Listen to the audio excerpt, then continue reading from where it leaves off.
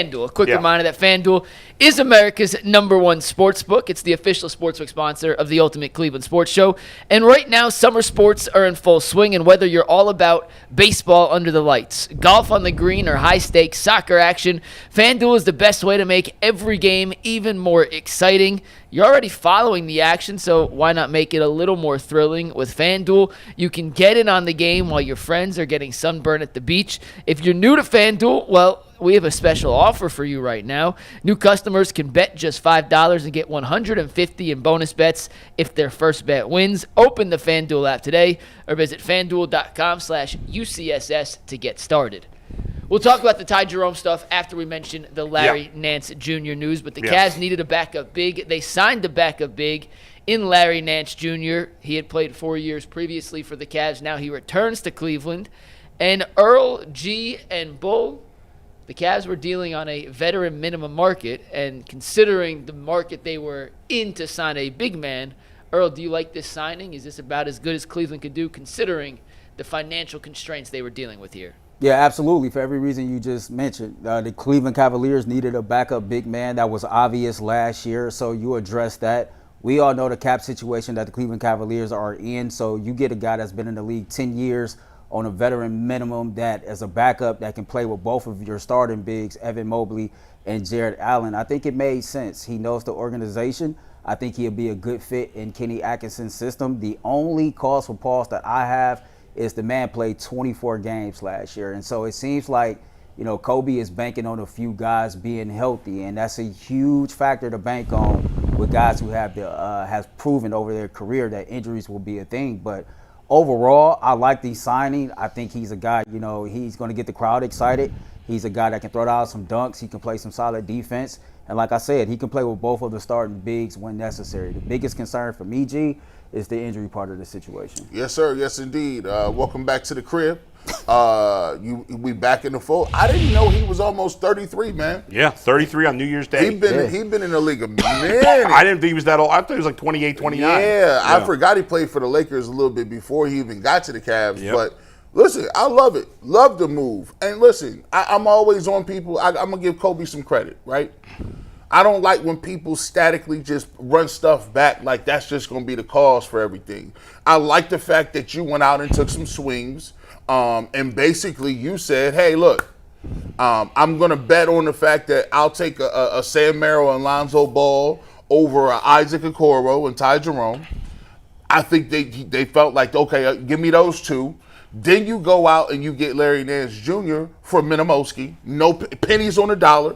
And you get an opportunity not only to get a big that can rebound and do some things, can pass the ball better than Jarrett Allen, some of those things. He's a little undersized, but the thing that you can also do, you can play him with both bigs and you get stretchability. He can knock down shots. He can knock down the three-point shot. He has a nice stroke from three. He does his thing. He can, he's not as much of a high flyer as he used to be, but you look at it. You were getting nothing from Tristan Thompson, right? You were getting nothing from any other big not named Jarrett Allen and Evan Mobley. And if you can't get rid of Jarrett Allen because he does not have what we would say a big market, a market value or a return on investment, okay, well, if he's not playing well in certain situations, hey, Larry Nance, come on in here. Right, I can move Mobley to the 5, play him at 4, and be more versatile against smaller lineups.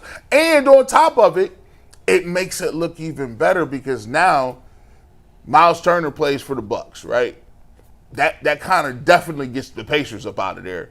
I still don't think the Miles Turner move makes the Bucks that much better. And I think right now, if you ask me, Atlanta is a dark horse for Atlanta getting better every second. But I look at Atlanta, I look at New York Knicks, I look at the Orlando Magic, I look at Detroit. It'll be a new Big Four next year, but the Cavs have bolstered some of their weaknesses with Lonzo Ball in this move. I'm not sure, putting this move together with what they've done as a whole is, I don't know how I feel about it. I don't know that they're really better. I don't know that they're worse. Like you guys have said, this move's fine. It's a good, they didn't have a third big guy or they didn't have a guy that could really play as a third big guy. So, yeah, Larry Nance, if we're saying, okay, he's taking Tristan Thompson's spot, certainly that's an upgrade because Larry Nance can play. Earl, you bring up the injuries, and unfortunately, that's just a theme with this team. Oh, yeah. I mean, we've seen it. Most of their guys are injury prone. Who do they add? Lonzo Ball, injury prone. Larry Nance, injury prone. So it's a whole lot of hoping, not just on those guys, but on Darius, on Evan. Evan was good last year, but has had injury problems in the past. And so I'm just worried about the team as a whole. But in the end, you got him for nothing. You got a usable player for nothing. Minimum. So how can I have a problem with this move? It's a good move. And not only from that standpoint is a legitimate upgrade over Tristan Thompson, because as much as we like Tristan, he really offered nothing. He's not a player anymore. It's a small sample size, to Earl's point earlier. He was hurt last year, but last season, according to Cleaning the Glass, it gives you percentiles. It doesn't sort out for sample size. So take that into consideration. Gotcha. And he only played 500 minutes compared to Jokic, who's second on this list, who played 2,600 minutes. Right. So gigantic drop-off in sample size. But according to Cleaning the Glass, Larry Nance was the single most efficient big from beyond the arc last season, the 100th percentile overall in terms of three-point shooting. Yeah. He was 89th percentile in the corner, which is where a lot of the Cavs' big men get their open threes. And he was 98th overall in non-corner threes. I think what's interesting, Mike, that you bring that up is that, yes, he didn't play a lot this year, but if I remember correctly, it was the most average, his highest average of 3-point attempts per game, either the best or the second highest for his career. Second highest. He averaged 3.3 his final season in Cleveland. He averaged 3.2 last year. Yeah, most of his career, he averages less than 2 threes per game. For his career, he's at 1.2. Yeah, so, I mean, that's a big difference. So not only did he shoot very well, not only was he efficient, but he shot almost more than he ever has from three. And one more stat to add on to that. Shout out to your guy, and now my guy, Cleve TA, for pointing this out. Yeah. In the last 2 seasons, so not just this past year, last 2 seasons, in games where he shot at least 4 threes in a game. Once again, not the biggest sample size. All right. Well, that's 80 games. It's roughly, right, over 2 years? But in games of those 80 where he shot at least 4 threes, games with actual volume. Probably not that many games. No, but games where he had volume, he's 32 of 64, 50%. Wow. In games where he's actually taking more than 3 or 4 threes a game. Yeah. So when he's actually shot with volume, he's been even more efficient than he has been in games where he only shot 1 or 2. It's funny, G, because you bring up his age, and I think we all agreed, like, wow, I didn't realize he was quite that old. Not that it's so old, but it's old for a basketball player. He's 32. I didn't think he was 32. Yeah, right. But sometimes, obviously your game changes as you, it's an unfair comparison, but LeBron's game is not exactly the same as it was when he was younger. So this may become you never really thought of him as much of a three-point shooter, but now as he's getting older, this is a skill that is becoming more defined for him. It fits the new NBA better than it did 10 years ago when he was drafted. And he's probably, as he's gotten older, he's a smart guy. He's probably looked at, where he is in his career, and he's probably like, I could probably, if I could start knocking down, a high percentage, and I'm taking 3.5 threes per game, I could play in this league another 5 years. I think if he can't, he won't. I think it shows that he continues to work on his craft. Yeah, but absolutely. his basketball IQ continues to mature throughout his career. It kind of reminds me a little bit of Vince Carter in a way, because they both played the majority of their career above the rim.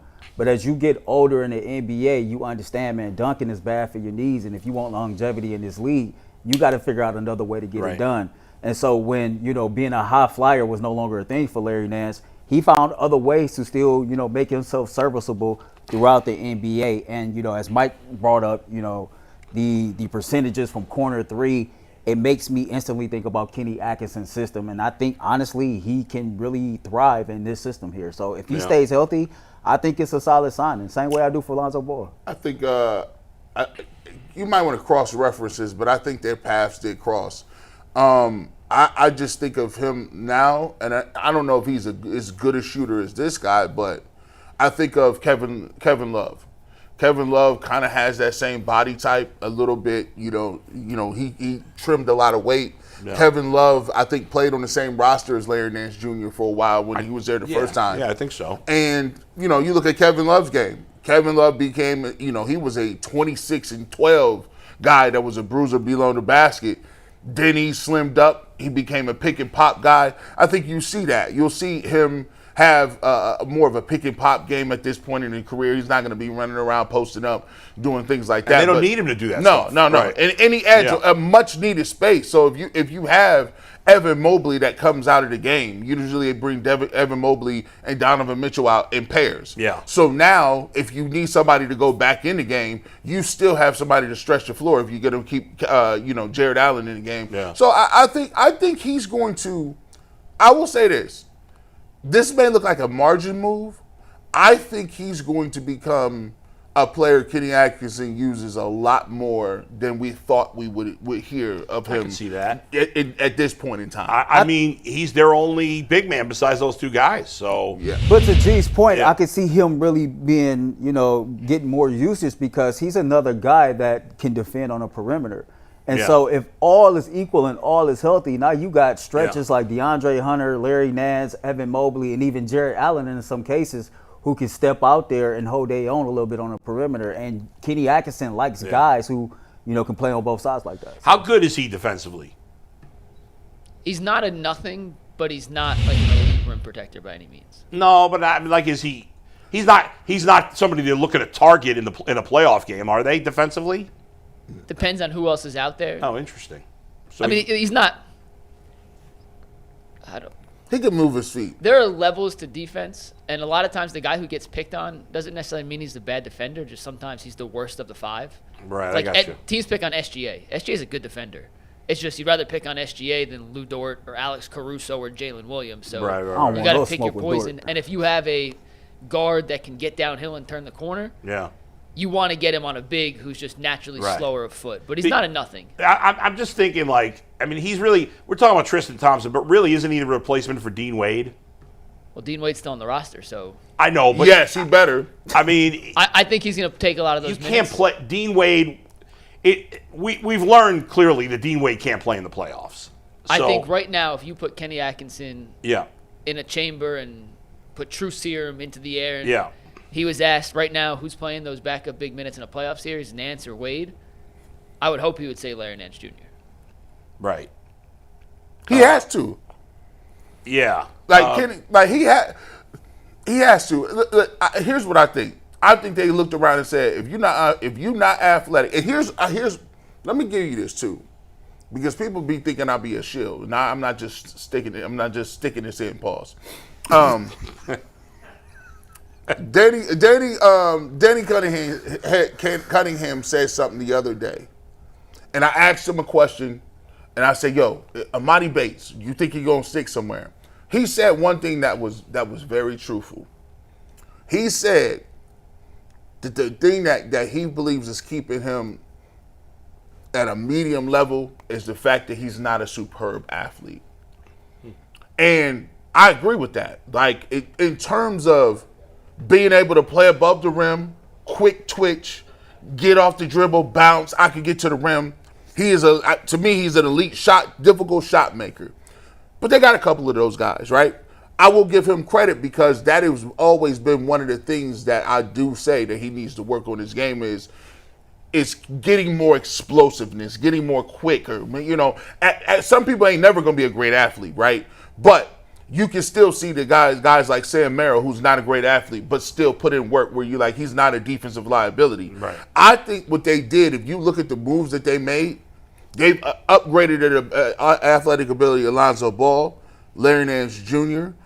They've gotten rid of Jerome, and for whatever it is, I think they looked at that series against the Indiana Pacers and said, listen, if they got these guards that are locking us up, we can't dribble, we can't move around, they're faster, they're quicker, we got to get physically better. Yeah, I think we looked at Ty Jerome initially, or at least I did, as, well, they picked Sam Merrill over Ty Jerome, which doesn't really make much sense to me.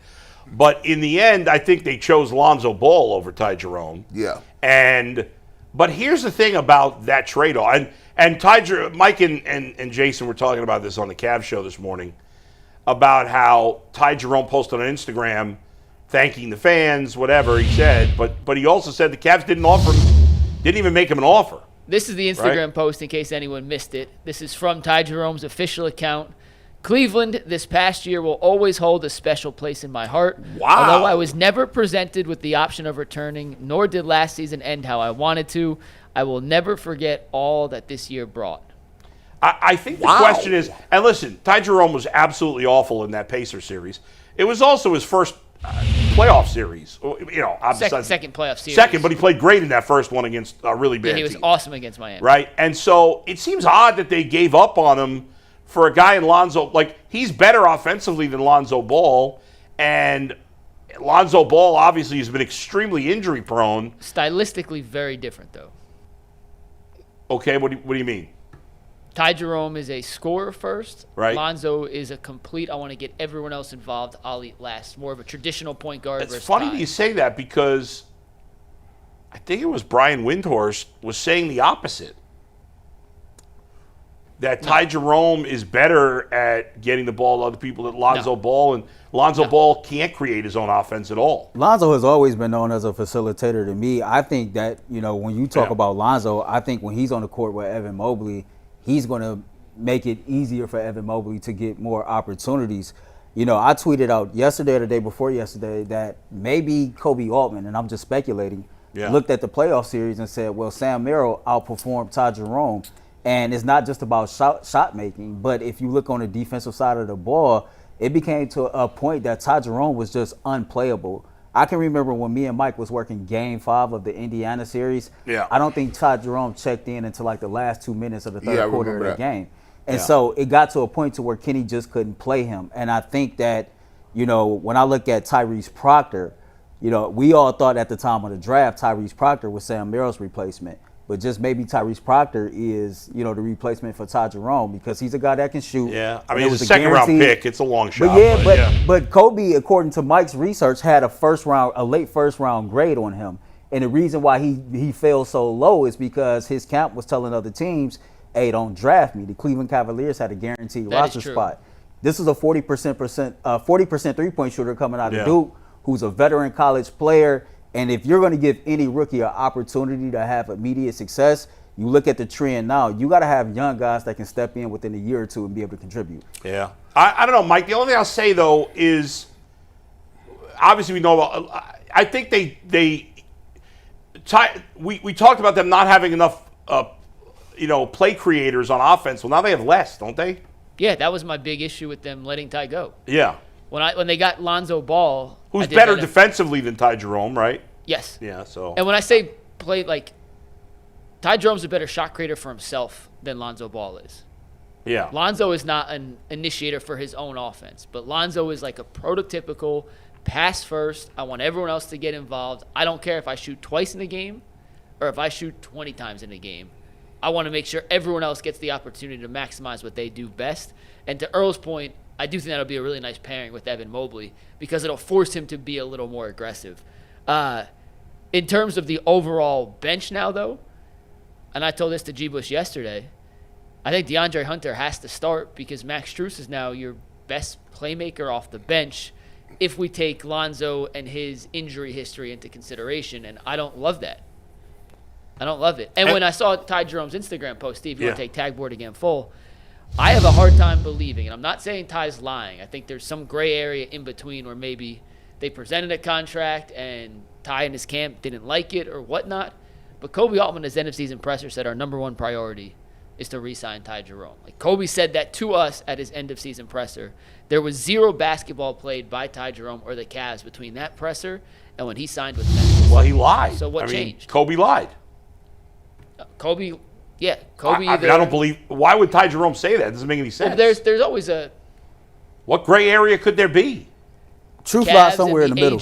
Yeah, the Cavs and the agent could have had some communication, and we're at the ballpark. The Cavs were talking to the agent too. The agent's like, "We're never going to take a deal like that," so he never gets an official offer. I'm just speculating. I don't know what actually happened. But I guess, but I have a hard time believing. He didn't get. The only reason I don't believe that, Mike, is because he didn't get paid that much money. No, and that's what I'm saying. I think there's a chance, and G and Earl, you tell me what you guys think on this, that Ty and his agent completely miscalculated the market they would have from any team, not just Cleveland, but any team when they hit the market, because their expectation, and Chris Fedor reported in the lead up to free agency, Ty and his camp thought they were getting the non-taxpayer mid-level exception, which is 14 plus. And it turns out that wasn't on the table from any team for Ty Jerome. So in those preliminary conversations with the Cavs before they even hit the market, if Cleveland presented his agent with an offer similar to what Memphis presented or similar to the Sam Merrill deal, that would have been $4.5 million cheaper than what he thought they could have got from elsewhere.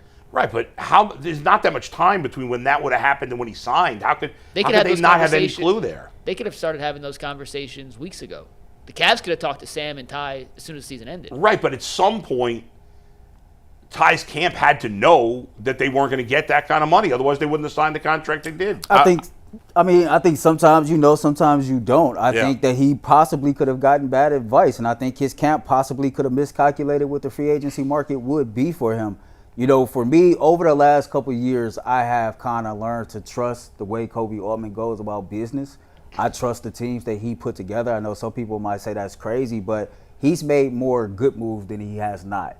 And if he said that, you know, re-signing Ty Jerome was a priority, then I got to believe that he approached his camp with some type of offer, and his camp probably overvalued what Ty Jerome would get on the open market. This is a guy that was a candidate for Sixth Man of the Year. He had a hell of a regular season, and maybe his camp didn't believe that horrific second round of the playoffs will cost him as much money as it did. Well, I look at it like this. You know, I'll be watching these guys, and you know, I actually be watching these certain dudes in the G League or the D League or whatever you want to call it. And somebody brought up a very good point. It's like when you playing and you're trying to go to the league and you're trying to stick in the highest of high, you got to have multiple tools in your shed, right? You got to have like, it's just like being a baseball player. Like, the more tools you have as a baseball player, the more you're going to get paid. So if you just strip all of them away and you just look at him as a player, you're like, okay, he's not very big. He's not very fast. He's not really what we would call a traditional point guard. He's not a guy that's going to lock you down defensively. Actually, probably is more of a liability defensively. And he's not a knockdown shooter where he's just going to knock down jumpers if you don't. He's more of a baller. Like, he one of them dudes that he can get into his spots and you look up, you're like, how is he killing us? How is this dude killing us? It's like, you know, it's like Pritchard, right? But here's the thing. If you don't have multiple tools that you could say, if he was faster or more athletic or taller or was a really good passer like Trae Young or was a knockdown shooter on top of that, he would have got that bag. But I think teams saw him and was like, okay, this is the upside right here. We saw the regular season. Come postseason, he can't get that off. So what are we doing? You know what I'm saying? And they've done that to a lot of different people. Yeah, I don't know, man. I think, listen, I have crapped on this team as much as anybody. I've crapped on Ty Jerome the way he played in that second round. But the guy had a magnificent season and had one bad series, and it was really bad. And now it feels like he's been totally written off. Ty Jerome averaged more assists per game than Ball did last year, playing less minutes per game. So yeah, Ty was awesome last year. Yeah. Like, people are forgetting that for 74 games in the regular season, he may have been the most impactful bench guy off the league. And then he was great in the first round of the playoffs. I get it. He sucked against Indiana, but so did everybody else on this team. So did Sam Pretty Merrill. much. So did Sam Merrill, by the way, who ended up getting the contract. I mean, talk about one-dimensional. Sam Merrill's completely one-dimensional. Ty Jerome's got a more varied game than Sam Merrill does. Well, here's the thing: that when you talk about one-dimensional, when you building a roster, you got a few spots for one-dimensional people. Yeah. So if you're like, okay, I want a shooter, Sam can shoot. They chose Sam Merrill over a bunch of people. But Ty Jerome's just a better player than Sam Merrill. I don't even think it's that close. I agree. Here's the thing, though, McNuggets. You talk about it. Sometimes it's not about if you're a better player; it's the fit. Y'all tell me that all the time. Yeah. It don't matter if you're better. It's saying like it's saying, okay, well, cool. I know you're good. Yeah. But we got to tweak our team to get what we need to get. I hear you. I just think that tweaking from Ty Jerome to Lonzo Ball, I get it. Lonzo Ball's better defensively, I guess. I mean, I don't know him well enough to know. He's a better passer. I just don't buy that he's a better passer. Mike, can I ask you a question? No, Lonzo's definitely a better Yeah. passer. But, Yeah. and then, or 1 sec. Yeah. It ended up being about the same money. You could have got Lonzo Ball and Ty Jerome. Okay, well then I guess It could have been, it's Yeah. essentially the same money. You could have got Lonzo Right. Ball and still re-signed Ty Jerome. You know, their two biggest issues were they weren't good enough defensively, and they didn't have enough playmakers. So what they did is got rid of a playmaker for a better defender. Okay, well, you could have had, as you said, you could have had both. I would have, for the $19 million they're spending on Ball and Yeah. Sam Merrill, you could have spent $19 million on Ball and Ty Jerome. If I was running the Cavs Right. and Ty Jerome was willing to take that contract, I would have offered exactly what they offered to Sam to Ty Jerome. If Ty would have took that, Right. I would have said, great. And he wrap it would up. have. I Why wouldn't he have? He didn't get any more. He got Sam less. Merrill's getting paid more. He got less, and that's why, for whatever reason, Yeah. I just have a hard time believing, despite what Ty said, that they didn't approach him with an offer like that. To me, it just seems a little fishy, and I'm not saying it's you somewhere in between. Mike, here's the truth. Kobe lied. I mean, he had to. He said it was the number one priority. If it was the number one priority, it wouldn't have just been one conversation with the agent. I'm just telling you, Bull, and like I said, I don't Okay. know. I'm guessing. Yeah. There's somewhere in between what Kobe said and what Ty's saying, which is where the truth lies. And Nah. there's a All right. conversation that had to have been had A between lot of the front Kobe. office and A the lot of agent. Kobe apologizing here today. This is surprising. I just told you I would have rather had Ty Jerome. Wow. I don't think they handled it right. I'm just Yeah. not sure I 100% If the believe they didn't Cavs think approach they're it going to with win an a offer. championship just manipulating the back end of the playable roster, they're wrong. Or what was your question? Yeah. Well, I guess you kind of answered my question because, I was kind of trying to consider the Darius Garland injury. I know Darius would be out for at least the first month and a half, 2 months of the season. And if Lonzo Ball is healthy, Mike, I would assume he's your starting point guard if he's a pass-first facilitator guy that gets everybody else involved. So my thought was, well, maybe this was more of a priority because of the Darius Garland injury. But I'll say Right. this too, Boy, to your point. Yeah.